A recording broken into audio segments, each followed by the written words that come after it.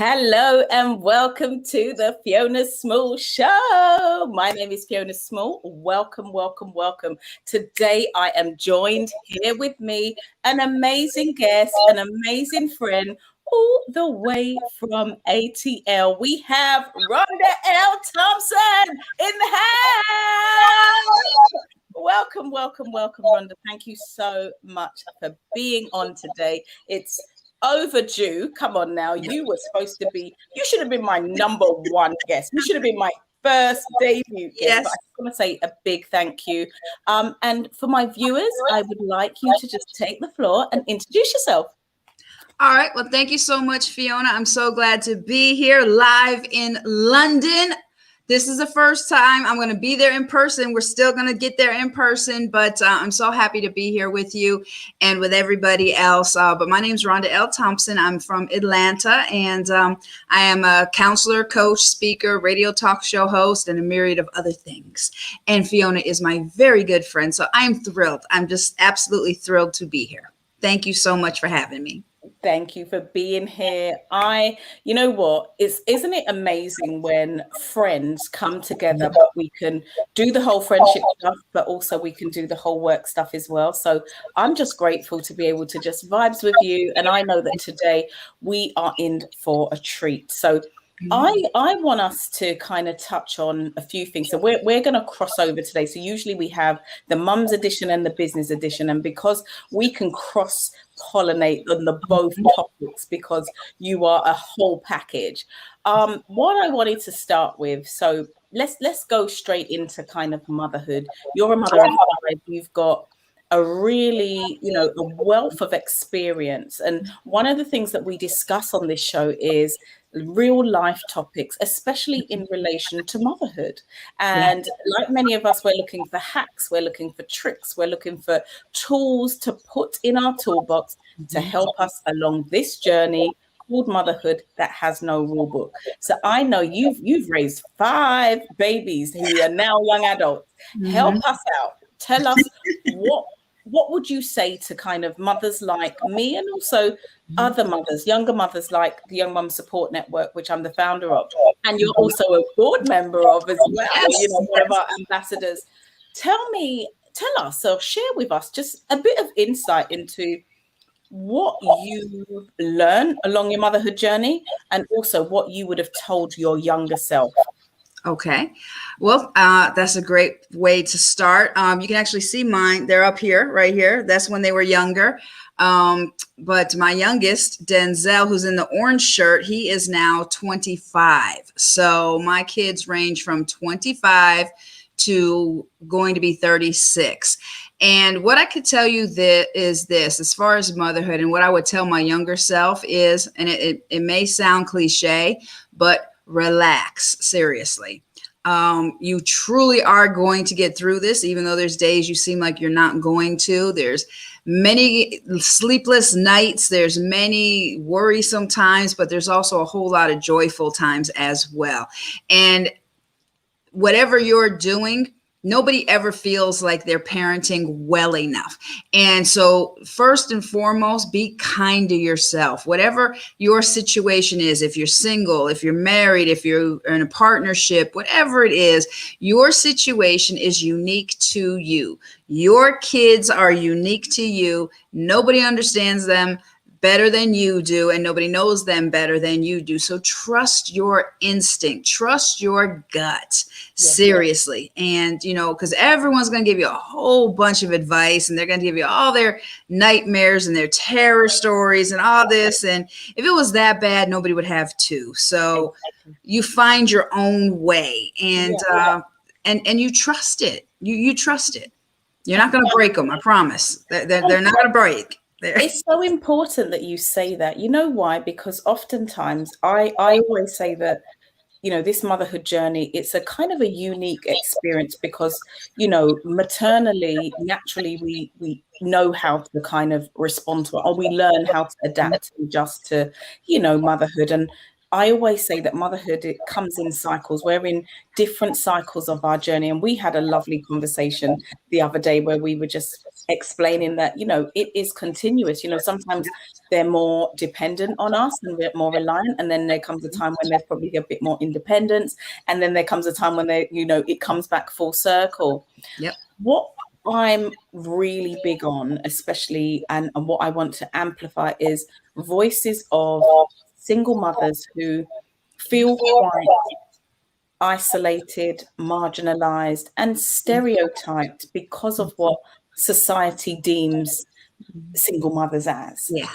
How can we champion? When I say champion, and I want to put a disclaimer out to everyone listening, it's not like being a single mom is goals and it's just like we're trying to wave this banner, because it's not easy. In an ideal world, I always say to people, this was not the plan, it's just circumstance, but what, along your journey where you've raised 5 by yourself, and you've probably had to, I've got 2, and it's sometimes I feel like, am I getting the balance right? What could I do better? Am I spending enough time? Is one getting more attention than the other? How do you balance 5? Well, when you know how they say hindsight is 20/20. Yeah. When you're in the midst of it, you feel like there's no way out. The walls close in on you.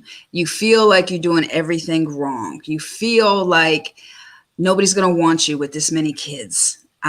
Nobody's going to want you. That was a big thing that I had to deal with, because, the ideal plan is, and I was married, but I got divorced. And that brings its own personal stigma. And whether you were married or whether you weren't, the way society views parenting, especially if you're single, society has a very scrutinizing eye. And you can get caught up in what other people think or what other people say. And you can really start to feel badly about yourself. But I'm here to tell you, the best times that I had was when I was with my kids by myself, because there was no fighting anymore with the father. We were learning each other. We did a lot of things. We basically grew up together. We really did. And there was a lot of mistakes made. But the biggest thing that I dealt with was I felt like a failure. I felt like nobody would want me. I felt like I did something wrong. I felt like I was shortchanging my kids, that they didn't have their father. I felt guilty about that. I took all of that on, and I was like, well, what did I do wrong? What did I do wrong? And then when they would get in trouble, because all the kids are going to get in trouble, I'm like, oh my gosh, is this because of this? Would it have been better? So I second guessed myself the whole time. But what I found that really worked for me is you don't have to do this by yourself. Yeah. Because I have boys and girls. That's and I was very fortunate to have different people in the church that would step in, especially men. The village, as we call them. Yeah, African-American men, because my children are multiracial, and that's critical to have a cultural balance, And it's critical. If you have a male child, I'm sorry, single moms, you do an awesome job, but they need a male figure in their life, whether it's their father or not. They need a positive role model that is a male that they can identify with, culturally, ethnically, everything. It's stick a pin right there, and let's expand on that. Do you know why? Because I am so where you are right now when it comes to that, and I agree with that. Not many people or other people will have their own opinion on it, but when did you, because sometimes us as women, we feel like, yeah, I got this, yeah, I can do this, yeah, do you know what I mean? When did it become you realized I need some rites of passage here? There's some conversations I don't want to be having, and there is a different energy when it comes to that testosterone and that energy that they need. When did you actually accept that these boys need a male role model in their life? Well, for me, it was when I was teaching my boys I was playing football with them when I was throwing them the football and I was showing them how to make a spiral. I was like, wait a minute, this is not how it's supposed to be. And, you know, for a period of time, I went through I can do this by myself. I don't need anybody. And that was so self-sabotaging because it is not a state of weakness to admit that you do need help. And I saw that when it really hit for me is I kept my kids in sports a lot. And when they would go to the games and they would look for me in the stands and they would see the other kids with their fathers. And I saw the disappointment on their face, even though I cheered them on, even though I was at one person's game and another person's game and doing my best to juggle. I saw the disappointment in their face that they felt like an outsider, especially at the end when all the fathers were coming up to them, you know, and they were, especially if they lost a game, they were congratulating them and, you know, take a knee and all this stuff. And I knew then that, you know, it's not a sign of weakness for me to step back and say, I need some positive role models in my, especially in my boys' life. And then for the girls, you know, there was a whole nother thing because with the multicultural thing, I would do their hair. I would, you know, braid it and plait it and twist it and do all that stuff. But I saw them change when they had friends come over and they're like, oh, that's your mom? Oh, wow. That's your mom? Wow. And then I saw the girls switch up and, you know, and then the girls especially really dealt with identity issues and to some degree still do. Okay. And how did you manage that though? Because, you know, for you, you're in America and we all see and know and understand. I mean, we're not that far removed from what you've also got going, especially with the racism, institutionalized racism, and also the kind of stigma that comes with, and as an auntie of, you know, biracial children who all of my nieces and nephews, similar to you, they've got different hair types, they're different shades. Some of them have got the higher melanin, some of them are quite fair, some of them look like, oh, what are you? People will approach them and say, what are you mixed with? Or, you know, where's your, you know, all of those questions where you think, gosh, you know, that's you don't go up to people and just ask, you know, how was that for you as a woman who also identify? I mean, you tell us about your background and culturally where you're from and how it is for you, because you've had to try and obviously get your children to feel included in a society that they're trying to find their way and obviously developed identity issues. What was that like for you as their mother? That was very hurtful. It was very, very hurtful because, and I would always have to correct the kids because they'd be like, oh, you know, well, this white girl or this white boy does this. I'm like, excuse me. I'm like sitting right here.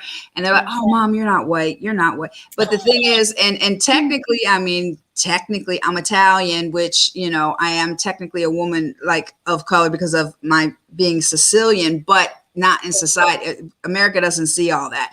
But I saw then that it was uncomfortable for them. And I saw their anger come up, and, you know, when they would make comments like that, and I would have to constantly tell them that's hurtful. And even now today, especially today, now with everything that has been going on for the last several years, it's coming back up again. And it's a lot more detrimental even so than when they were younger. And, you know, when and I have to respect the fact that no matter what, I don't know how they feel. No matter what, I can't protect them. No matter what, they have a right to feel how they feel. And I can't say, oh, you need to tone it. No, you have every right to be angry. You have every right. This is blatant racism, or this is blatant whatever. And you know what? Let me fight on your behalf and let me see what I can do. And that is a continuous thing right now. But the biggest thing is, because all my children are all different complexions, all different grades of hair. And, you know, and they all have they're all different weights. And so the biggest thing was letting them see the beauty of themselves in themselves. Cause I would even see them comparing each other to each other. Wow. And so, and that always happens with siblings anyway, but especially when you have multicultural children, and that gets to be a little bit more in depth, because you've got the hair texture, you've got the skin tone, you've got the shape, as you said. There's different, and there's different elements and different traits. Some people will take more of one, some maybe the European side, or so. In terms of, because I'll speak from my perspective as an auntie of, mixed race children, who, when it comes to identity, and people will say, and I've had to correct them, like, for example, my sister will say, my niece is black. And I would say, well, she's not black because her father is white. And I just think, I understand that and I know we're going on a whole different topic here, and we'll bring it back, but this is we're talking motherhood here from a diversity perspective, and dealing with the different aspects of what you have to face.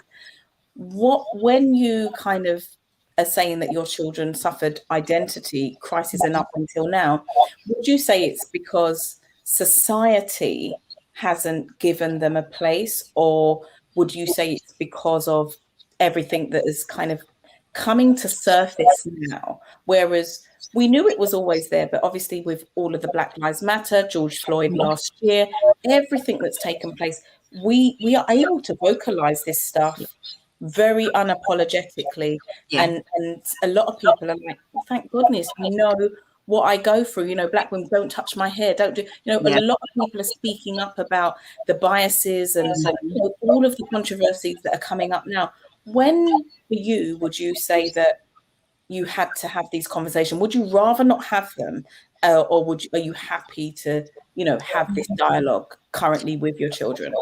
Well, we had to have the conversations when they were younger, because they would go to school. And I remember my one son, this is so not a politically correct example to give, but it's the truth. Okay. There was one day he was in school and somebody called him N, and he tried to walk away, and that same person came up and pushed him. Now, I've always told my kids, look, don't ever start nothing, but if somebody starts it, finish it, right? Yeah. And he went ballistic on this kid, and got in a lot of trouble, and great big huge thing. Got in serious trouble with school, got suspended for several days, and he came home and told me, well, I had to pick one, and he told me, I said, so what was the fight about? And then he told me what it was. And I said, okay. I said, you know what? I said, I am so proud of you. I said, matter of fact, let's celebrate. I said, because you stood up for yourself. And he's like, Mom, I'm not in trouble. I said, no, you're not. I said, good for you. And, and that was the beginning of me seeing what they're real. And he was in middle school at that time. Wow. And, so I was like, this is something that I can't protect them from. I can't shield them from, but I also cannot peg them in or not allow them to respond either. Now there's a right way and a wrong way to respond, like I always tell them to go looking for trouble. But if somebody's right in your face and they're doing that, then you have the absolute right to stand up for yourself. And if you get in trouble in school, okay, you get in trouble for school. I'm not worried about that, because there's something more important at play here. And it's your dignity. It's your self-worth.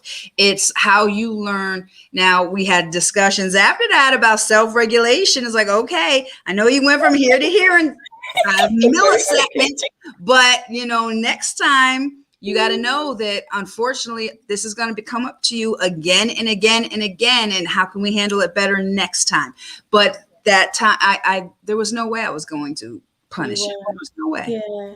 And good for you. I mean, defending yourself in a position where you've been subjected to racism, verbal abuse, whether it is verbal, physical. He stood up for himself, but he also equally came to you and said, this is what happened, this was what triggered me. And then you also did the right thing about self-regulation, and how could you manage yourself, maybe look for it, like all of those things. Yeah, that was the after fact. Yeah, that was the I said, afterwards. come Yeah. on, let's go celebrate. Yeah. But when he told me that and I saw the look on his face, the hurt on his face, and there were several times because he was in football and, it was just so many things that they dealt with on a constant basis. And it was hurtful. It was really, really hurtful to watch them go through that. And then to see them now even going through even on a much larger level. It's you pray a whole lot and you trust that you've instilled the best things you can in them. And now they're adults, so now they can't just get a couple of days of suspension. Now they can go to jail, or worse yet, they could get killed, and so it's a whole nother level now. So would you say that, like, when it comes to motherhood, like, I don't want to say that we constantly worry, but would you say that, the dynamics change depending on the circumstances, but equally because we're dealing with societal issues now on a global scale, America has very much highlighted a lot of its injustice. We see mass incarceration, we see all of that stuff. Like, what do you do, like, in terms of, other than praying as a praying mother, but also just trying to hopefully, as you've mentioned about the values that have been instilled, just hoping that any kind of eventuality or anything that could potentially present itself, they remember how they were raised. They remember what mummy instilled in me, in us, Yeah. Well, that's a great question. The biggest thing is that I instilled in them when I got divorced. We were in a project house. And we were there for 8 years. And I was very proud of that because it was the only house we stayed in that we didn't get evicted, because when I was married, we moved a whole lot. So I was very proud of that project house. And I was mama to everybody in that project. All the kids were at my house all the time. I don't know if it was the Italian thing. I don't know if it was my doors were always open, but they would come, all the kids, and whether they were in gangs, whether they were, dealing, whether they were being abused at home, they were always at my house because I was cutting my boys' hair and everybody would line up on my porch and I would cut all the boys' hair in the neighborhood.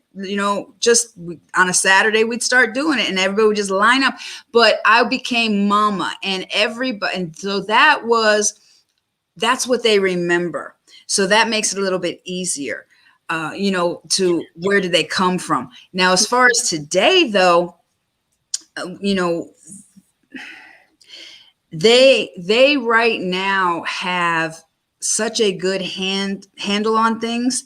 And right now, the biggest thing is having them look back at how things were, but I understand why they respond because whether they're adults or not, they're remembering those hurts from when they were little. That exasperates it. So they have to work extra hard to make sure that they're responding to something in the present and not from the past. And we've had several. You said the project house. Not many people would say that, and I love what you said. You said you were that mother in the community to everybody. All those children, you were cutting the hairs. You were probably feeding them as well and looking after them and saying, make sure you don't get in trouble. Make sure your mum knows you're coming back home. I've got my eye on you. Like all of that stuff. That was when community was community. But what you've also just demonstrated, actually, it's not about where you start, it's also about how you finish. But equally,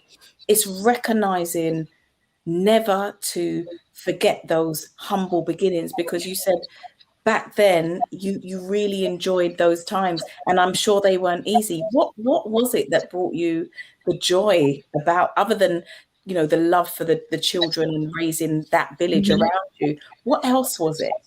The joy was we didn't have anything. Literally, I struggled, Fiona, to pay $27 a month rent.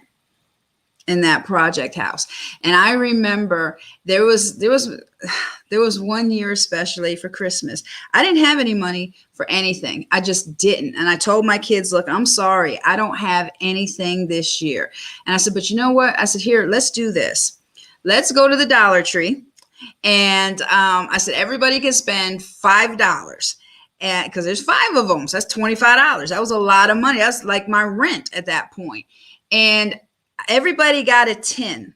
And what we did is I said, what we're going to do is we're going to put your names in a hat, and you're going to pick a sibling, and then you're going to write everything you love about that sibling and give it to them. Do you know some of my kids still have those letters today?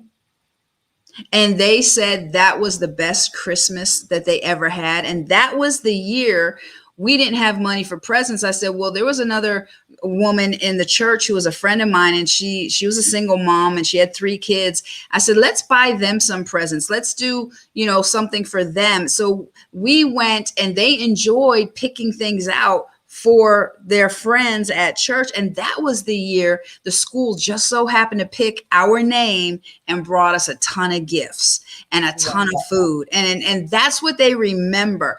And it's those types of things. And what made it so wonderful is we were in the same place for 8 years. That is so significant when every year you're moving and you're being uprooted and you have new schools and new friends. That was their only place of stability that they knew. And I was proud of that, because even me growing up, me and my mom, and we moved a lot. We never really stayed anywhere. So that was a turning point for me. And I had all my babies. They were safe. We were making it. And I had the whole neighborhood there as well. So some kind of way there was plenty of room and plenty of space and stuff for everybody. But you see what you've done. What you done was super significant. You said to your children, look, you were open and honest and said, look, mommy don't have it, but you know what? Let's do this. And for them to remember, sometimes we think it is about all of the big extravagance. And I find that sometimes if you're not careful, you're always striving to give them more or meet their demands and give them all. In the reality, that simple little, those notes that they wrote to each other, to still have them to date. Yeah. And then look at how things turned around. You guys were selected for presents. You were also with your little looking out for others as well. I mean, that is commendable in itself. A lot of people would have just wallowed in. And it's easy to do that, and you have a choice, and perspective is everything, Fiona. And like I told the kids, because I would make them go outside and they would have to pick up the grass and everything. And they were like, Mom, why do we got to do this? We got maintenance people to do this. And I'm like, because I said, you live in a project, but I'll be doggone if you're going to have a project mentality. And I said, if we don't take care of what we have now, we're not going to be blessed with more. And then I saw a big change with the kids too, because there was new houses, and they're like, oh, Mom, can you apply for it? Can we go to those houses? I'm like, no, because we're still in the project. Yeah. I need you to see outside of the project. And so many people, they stayed contained in that project, and they died, kids included, in that project because they never saw outside. So I would take my kids, even then, we would go on Saturdays and Sundays to get everybody in the car and go to open houses that were like $1 million homes. Or we would drive by all the rich areas, and I'm like, which house do you like? And they're like, that's my house. So I let them see it, because kids, if they can't see something, then they can't see their way outside of something. They can only envision what they see. You will never know what you can attain if you don't see it. So I didn't have it, but I could present it to my children. I could give them a vision to hold on to. And I could plant that seed, and that's what I did. So I kept them around all of that stuff, and that's what they remember. So now all of them have huge dreams. Then they're like, wonderful. They see themselves further than where they are, and that's the key right there. Absolutely. And because you instill that, you expose them to it. And, you know, we're going to be getting on to talking about like using what you got and developing those resilience. Because sometimes we can be bogged down in what we don't have, what we wish we had, who Right. done us wrong, who's not paying child maintenance, who's, you know, all of this stuff. But, you know, that doesn't really change your situation. What you done is actually said, I know what I can do. I can show them these big houses. I can show them these neighborhoods. I can even create a nice little imaginating story where say, which one would you like? Which one are you buying for me? Which one, you know, all And of that's that what stuff. we did. That's what we did. They're like, oh, that's my car. That's my house. Well, I like this one. I like that. And that's what we They did. loved it. Mhm. So let's come into some mum hacks now. So over here in the UK, it's summer holidays, Okay. and the children are going to be off school for 6 weeks. Today is day one of the 6 weeks holiday. We got a long God help holiday you, ahead. Jesus. Let us bow and pray right now. No, summer is the worst time because I'm like, when does school start? These kids, I can't take these kids all day long. School is supposed to raise these children. You know, And a lot of us, you know, but yeah. So yeah, think of it like this one. a A lot lot. of us had a taste of Mhm. homeschooling last year, Mhm. even beginning of this year when we were in lockdown. So we kind of familiarized ourselves and gave us a little taste of what the teachers have to deal with. Yeah.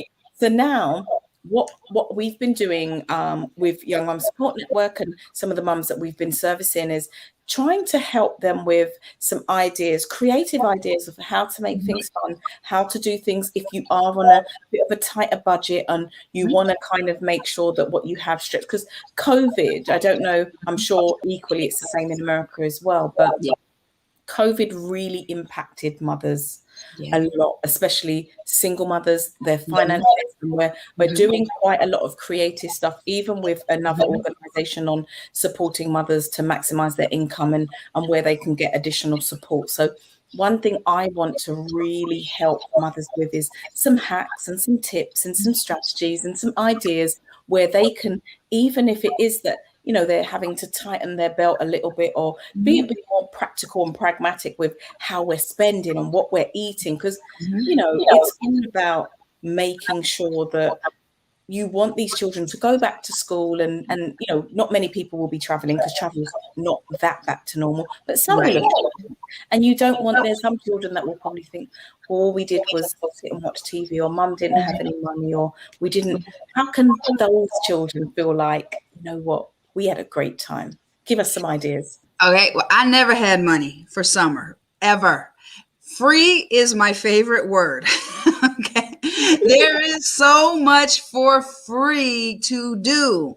We lived around lakes and ponds, and I would take the kids to walk around the lake, feed the ducks. That's free. I would take them. This was one of my methods of madness. Okay. You know, kids have lots of energy when they're at home, especially, and they're bored and they can't sit still. So I would take them to the park and we would run races. And I'd be like, okay, wait, you're not running fast enough. Wait, no, you need to run again. And I would exhaust them. And, you know, and they didn't. So by the time, and then as soon as they hit the car, boom, they were out. So I would keep them busy and keep them outside. Because that's the thing. A lot of kids don't go outside. We grew up outside growing up. You know, you had to go outside all day long and come home when the street lights went in, but you stayed outside all day. You came home to eat lunch. That was it. And you had to go back outside and figure it out and imagine. And we would play games. I taught them all the games from when we were little, you know, like, you know, red light, green light, you know, Simon Says, and get them outside on the grass playing that and get them to use their imagination. Now, I know today, getting those tablets out of their hands is the hardest thing in the world. And that's a whole different thing. But we, you know, like when they come over to eat or whatever, rule is everybody's phone is off. You're not, and you're sitting it down. And while we're having dinner and we're doing this, unless you're pregnant and you're in labor or something, your phone is not allowed to be on. And we would play, and board games was a big thing too. And I know a lot of kids today don't really like to do that, but the thing is, they don't like to do it because you haven't showed it to them. Yeah. They're used to this because this is all they have, and parents don't have time to spend with them. And like I wrote in the blog before, kids don't want your presence. Presents. They want your presence. Presence. They want you. You alone are enough. You can play with your kids. We made forts. We put sheets over the furniture, flashlights, scary stories, holding a flashlight, you know, popcorn with M&Ms and peanut butter and some disgusting stuff. It just whatever. And I tell you what, that reminded me, we used to do carpet picnics. So the carpet picnic literally was just, instead of doing dinner at the dining table, it was dinner. You spread out a blanket and sat down, and they used to think that was the best thing ever. It was like, we've just moved from like the table to the floor, but the children are like, this is fun.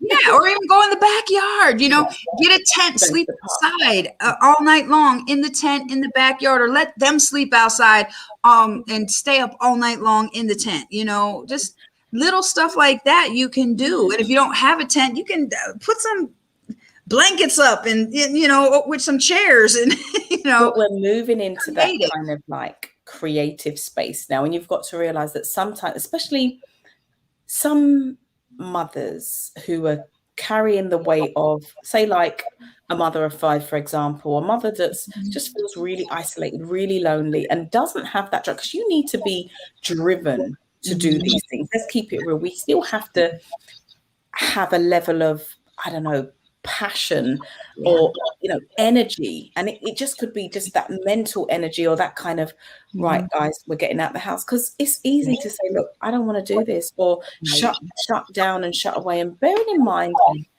we're all adapting to something that we've never experienced before, that was very unexpected, that came suddenly. Here comes this thing named COVID. And so we've all had to kind of adapt and do things really differently. Now that we're kind of coming out of this lockdown and moving into a new space and trying to kind of interact and, you know, integrate again with people, mix and see people. How do we give you an elbow? Like how are we kind of, you know, interacting again? I mean, thinking about using the creativity, one of the things I really love about us as women is how resourceful and how resilient and how robust we can be at times. Because we can turn our hand at stuff and be like, whoa. Talk to me about, you know, as you have progressed as a mother and as a woman who has been on an amazing personal development journey and has really, you know, reinvented yourself as well, and you're still in the give back space. Tell us about how you've kind of transitioned from all of those skills, those mummy skills, and what you've able to kind of them transferable skills that you're now utilizing in the sphere of influence that you occupy. Because what I would love for, especially women who might be feeling down in the dumps right now, or just like, what next for me, or is this it? Show them what they can do with their skills and turn it and develop it into an idea, whether that be a business or a enterprise or a, you know, something creative, because we are creators. Yeah, absolutely. Well, everybody has $1 million business in them. You just got to activate it. And the thing is the way you know what you can profit from is what comes the easiest to you. What do people come to you and ask you for? Like, if you're a great cook, is everybody coming to you asking you to make a special recipe, a special pie, cookies, or a special meal? Well, you can make a profit off of that. So that's something that you already know how to do.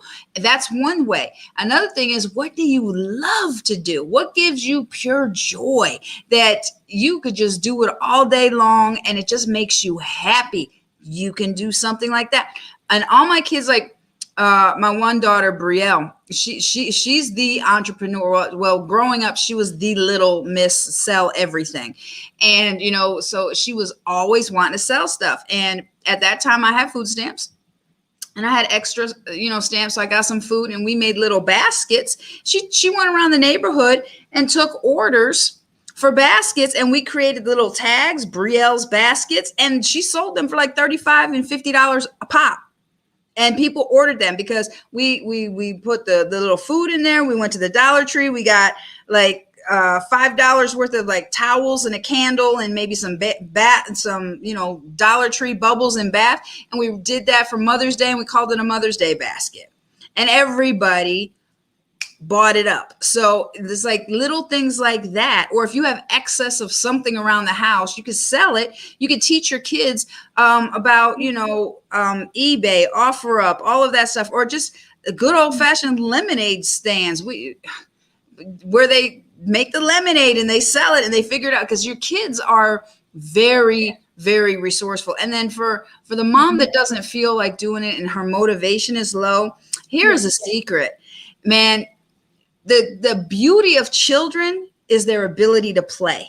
And that's how they develop, is within their play. When you lose your ability to play, even as an adult, then you become rigid. Then you become stagnant. That's a key secret to relationships too. When you lose the ability to play with each other and be silly and just not so serious all the time, it's not irresponsible, but never lose that childlike wonder. Never lose that child, because when you're little girl, okay, you're gonna laugh as loud as you want. You don't care. You're gonna pick wedgies out of your behind. You're gonna, you're like, oh, I got something in my nose. It's like we don't do that as adults anymore.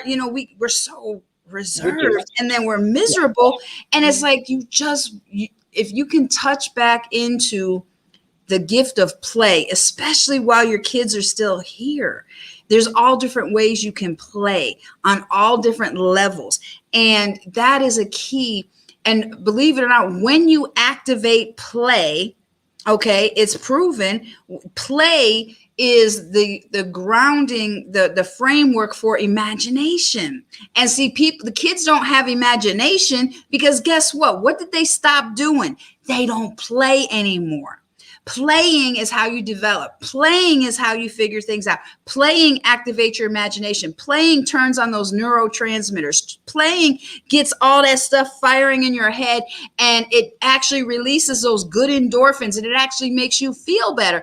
That's why, even the Bible says laughter is good medicine, and it's like play. If you could get back to playing, if you could get back to laughter, if you could get back to easiness, the bills are going to be there forever. Exactly. Okay. You're always going to come back to bills. You're always going to come back to somebody criticizing you. You're always going to come back to you got to shut that out and protect your bubble. Protect your bubble while your babies are babies. And trust me, they don't stay babies long. And they go like that. And then when they get older, I'm going through some things with some of my kids right now. Matter of fact, today, one of them is moving in, and it's like, because she's stuck. And then it's like another one is going through something very, very bad. And it's like, your mothering never stops. And it's not in an essence of, oh, hey, let me hold your hand, or I'm going to worry about you.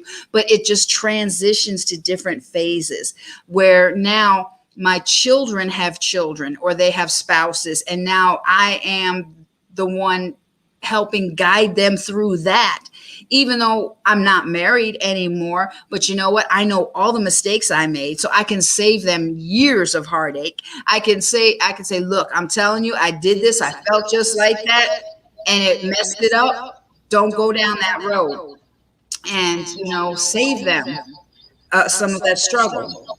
So there's a lot you can do. Amazing. So would you say that even through everything that you're going through now with your children, you've also got your grandchildren as well, and as you develop and as you grow into your own self, do you sometimes, like, I'll be honest with you, Rhonda, I always say to people that I love my children to life, but there are times when I'm like, I can't stand them. And that's okay. Yep. When we go through, because I mean, right now you're also preparing for your daughter to move back, and you're probably thinking, oh wow, we're in a different cycle now, so there's a new one coming in, and then you're also supporting. Do you ever, like, feel with all that you are doing for them and the needs that are being met, how are you looking after you in the midst of it? Because if we are the nurturers and we are always the one that is on call when we're needed, or always there, mummy will always be there, we're reliable, we will step in and they're ours at the end of the day. Where does Rhonda, or how does Rhonda fill up Rhonda, and what do you do for you to ensure that actually when that phone rings, mum, I got this going on, mum, can you help me with, like, what is your go-to, what's in your toolbox? Well, okay. There, I don't know why there's a delay and an echo right now. I don't know if you changed something, but like I hear, okay, it's gone now. First and foremost, you cannot be there all the time for your kids. If you are, you enable them and you cripple them. The hardest thing you will ever do as a parent, I just had this conversation with one of my kids, is watching your kids fall and letting them fall, because they have to fall sometimes, because that's how they grow their wings and that's how they get strong. There's I use the analogy all the time of a butterfly, because that's my logo for my company. And butterflies are magnificent, and there's a part of their cycle where they're in a cocoon, okay? And when they're getting ready to break through the cocoon, their wings are pushing against the edge of the cocoon. And it looks like their wings are going to break in half. It does. And if you go thinking you're going to help the butterfly and open it so that the butterfly can get out so it doesn't break its wings, do you know that butterfly will never fly? Because it's the pressing against the cocoon that strengthens the wings to carry the weight of the body. So you are intercepting their growth process. So what you do for you as a parent is, now I'm not saying if your kids are in dire straits, you don't be like, hey, you're on your own. But you have to instill boundaries. Like, you can't, you have to adapt. My sister says this, and it's something I've got to get better at doing. I'll be honest. Because for a long time, I did enable my kids because I had guilt. I had so much guilt that I let them get away with murder. I disciplined them too much at first, and then I felt guilty about that. So I didn't discipline them at all, which was a nightmare. And then they got entitled and they got, disrespectful. But finding that balance is, you have to put boundaries in place. And had I known this then, it would have maybe possibly made it a little bit of a different transition. But you have to adopt a policy of you do, I do. If you do something, I'm going to do something. But don't expect me to do it and pave the way for you. And I'm not a bad parent if I don't pave the way and give you a silver spoon in your mouth. Because then how are you going to learn to support yourself? How are you going to learn? Because the world don't give a damn about you. The world is going to kick you. You don't pay your lights, the lights are getting cut off. You don't have a job, you don't eat. If you know what I mean? It's like, so those are reality, and you can only shield them so far. So you have to put boundaries in place. And so one of the things I do for me is, and I've done it recently in the last several years, is I stopped being the ATM for my kids. I'm like, look, don't call me. Well, I'm sorry. Well, my lights are getting cut off and your grandkids are hungry. I'm like, okay, it's your responsibility.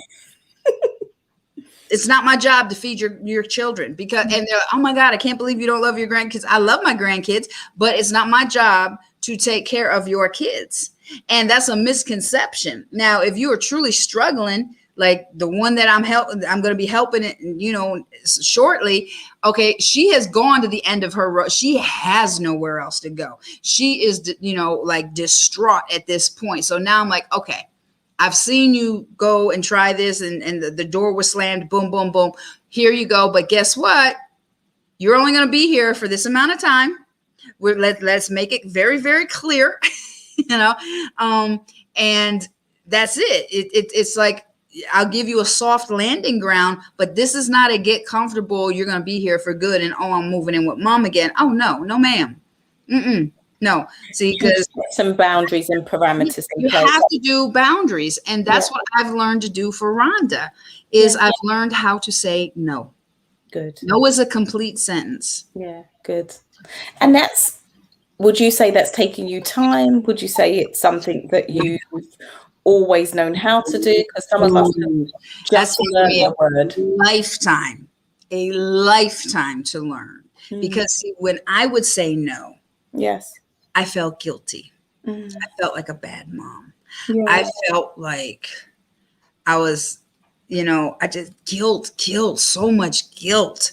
And, and I was scared because I was afraid if I say no, they're not going to love me. They're going to, and then that brings on all this anxiety and, and maybe they would have been better with, a Black mama or a Spanish mama. But then you got to realize your children are yours because you are the best version of a mama that they're going to have. They could ever have. That's why they're yours. Yes. So for all the faults and things that you think you have, all the imperfections that you see, I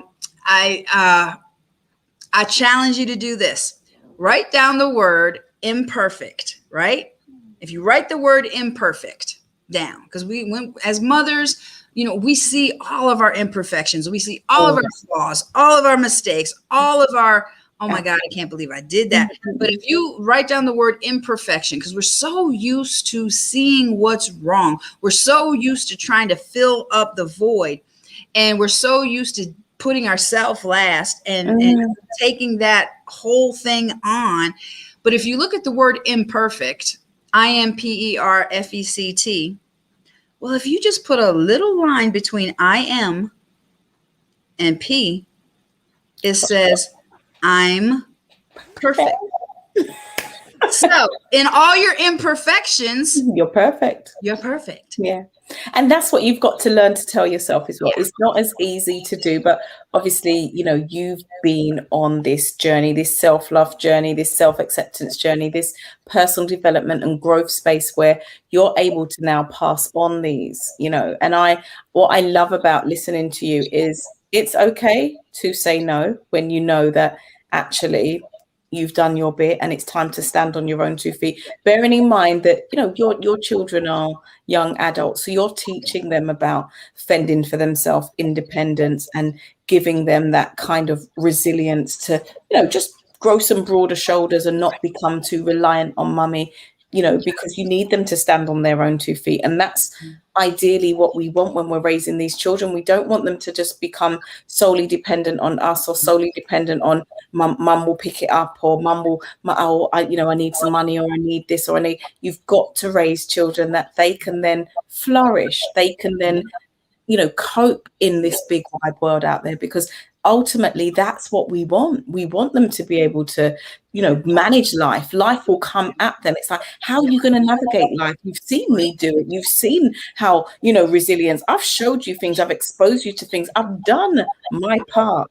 Now it's time for you to take up the mantle and walk. The Bible says, pick up your bed and walk. And sometimes we have to literally allow for our children to do this. And it's not being hard. It's just about, as you rightly said, setting those boundaries, knowing when to be firm and understanding. And I really do identify when you said, there were times when, because of the mum guilt, and mum guilt, we could do a whole show on mum guilt. Like, it's something where it's endless. Sometimes we go above and beyond. There's things that I do, and I think, what place did that come from? Was that guilt? Was that me just trying to say, look what I can do as a single mom? I got this. Or is this, what is it? Because mum guilt comes in very different shapes and forms, and it's something that we'll probably always have, but we have to learn to manage it.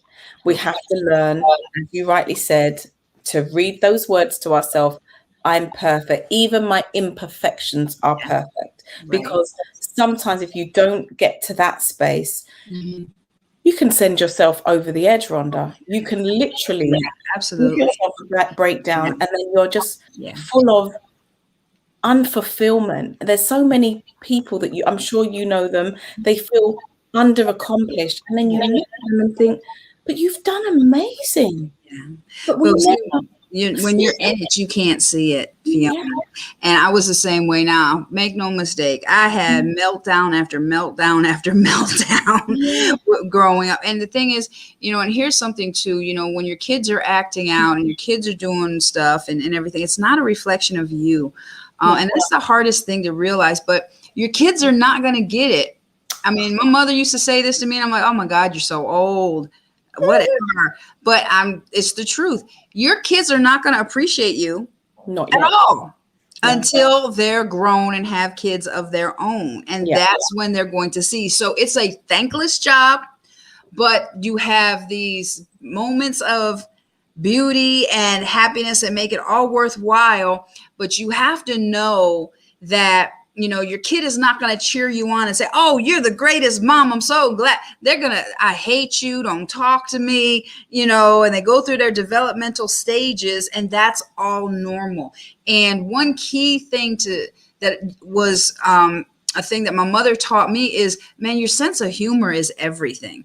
Your humor will get you through a lot more than you realize. And let me just say this, because I want to get this in, because I don't want you to think you're abnormal if you have moments where you hate your kids and you want to get away from them. And it's like, why did I have? That's normal. It does not mean you're a bad mother. It does not mean you got something wrong with you. It's all these overwhelming things. As a mother, you go through stages. As a child developing, they go through stages, and they don't come with instructions. But the best way to get through that is keep it light, and as much as you can, know that, and even if it was a horrible day, there's happy. The best part of a horrible day is knowing when you go to bed, if you did your best, or even if you didn't do your best, tomorrow's a new day. Let's try again tomorrow. Yeah. Let's try again tomorrow. Yeah. Another day. Just go day by day. Yeah. Even if you mess it all up, and you're going to mess up 1,001 days. Absolutely. And that's normal. Let's try again tomorrow. Yeah. Tomorrow's a new day. And sometimes you see it with fresh eyes, isn't it? As it says in the good book, weeping may endure for a night, but joy comes in the morning. And sometimes we do need to just sleep off the day. All right. You don't got to think You don't got to talk about everything. Sometimes you need to just go to sleep and get up and start fresh. Yeah, beautiful. What a beautiful note to kind of just wind it down. I'm loving this. Is like therapy for my own soul right now as well. And it's so important to feel okay to talk about this. It's okay to say, gosh, motherhood has got me right now. Rhonda, give me some tools. Rhonda, how did you cook? There's times when I pick up the phone to be like, girl, I was there. I get it. I understand. But guess what? Tomorrow's another day. You can do this. We all need championing. We all need those cheerleaders. We all need somebody to just give us that push behind us and say, come on. It's like you think about the relay, and then you're passing on that mantle. What you're doing right now is you're passing it on, and equally, that's what I would love to be able to do for others. And for those that are watching today, if you want to, find out a bit about what Rhonda does, Rhonda, I'm going to give you the stage now to just share about how people can find you, how they can kind of receive support from what you do, what you offer. Over to you. My website is totalbreakthroughcenter.com, and I do counseling, coaching internationally, in person, virtual. I'm available for speaking, for keynotes, for workshops, for conferences, for one-on-ones. I do all ages, from children to adults.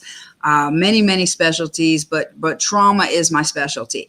And parenting, I've been there, and I'm still there right now. And for those that don't know, I'm 55 years old. So I've come through a lot of things, and I've seen a lot of things now to where it's making sense. But I would love to work with you. Plus, I have a radio show, Rhonda's Room radio show on Power 108.9. It's every second and fourth Wednesday of the month from 8 to 9 p.m. Eastern Standard Time. And you can watch that on Facebook. And just get in touch with me. I would love to work with you.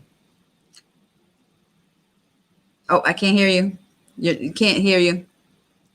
Sorry, thank you. I just want to say a big, big, big thank you, Rhonda. You are truly amazing. It's been an absolute pleasure having you on the show.